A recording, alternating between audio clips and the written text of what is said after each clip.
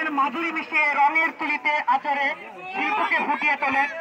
কবি যেমন পড়তে পড়তে কবিতা সাজিয়ে কাব্যগ্রন্থ তৈরি করেন, ঠিক তেমনি দর্শকের উপস্থিতি আজকের লাহুবাবু বাড়ির এই মাঠ প্রাঙ্গণ নতুন রূপে, নববধূর রূপে, নতুন সাজে রঙিন হয়েছে, সেটি কোনো সন্দেহ নেই।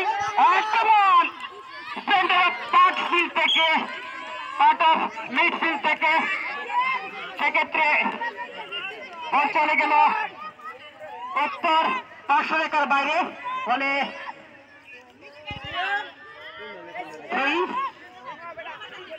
আউট করলো আসিফ একাদশ।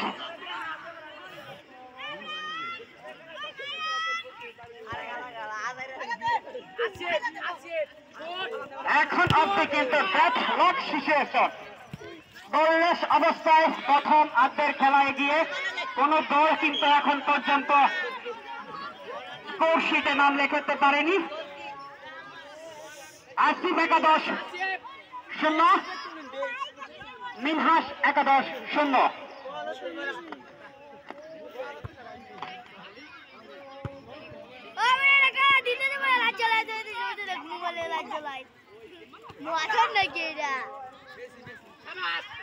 সূর্যের এই পরন্ত বেলাতে দাঁড়িয়ে, বিদায়ের বেলাভূমিতে দাঁড়িয়ে কোন দল দিবে জয়ের জন্য দুহাত বাড়িয়ে, সেটি কিন্তু দেখার বিষয়।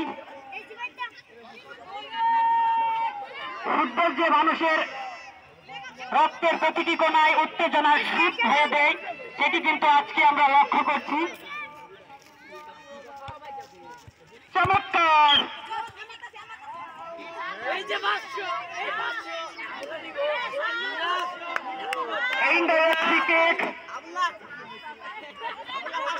মিনহাস একাদশের অনুকূলে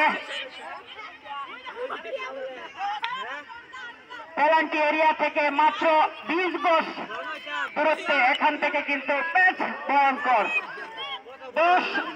10 নম্বর জার্সি পরিহিত খেলোয়াড় ক্রিকেট নিবেন।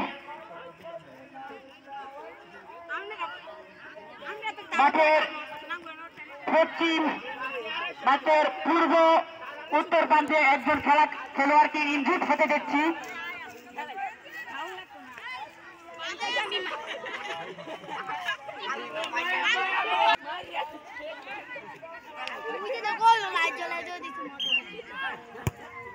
Absolutely right. Oh my God!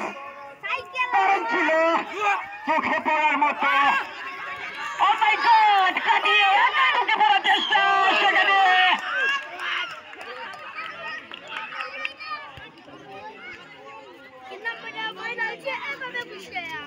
আবারও ফিরতি টান করলো।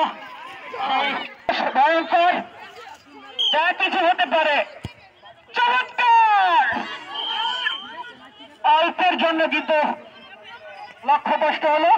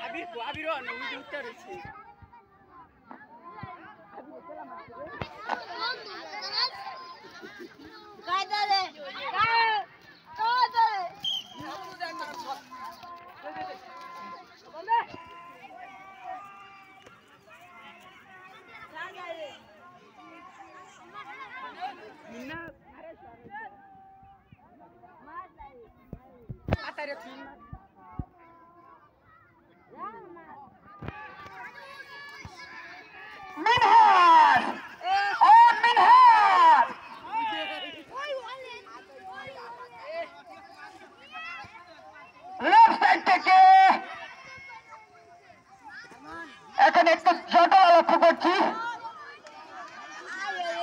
চলে গেল মাঠের বাইরে, বলে থ্রোইং।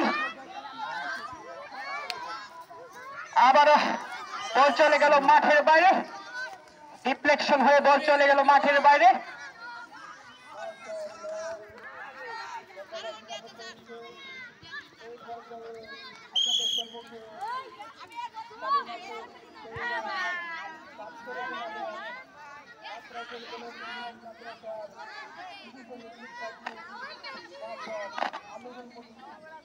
নির্মল আকাশ, নির্মল বাতাস, সবুজ গাছ সব মিলিয়ে রমণীয় মোহনীয় ফুটবলের কমনীয় মুহূর্তগুলো আপনারা উপভোগ করছেন।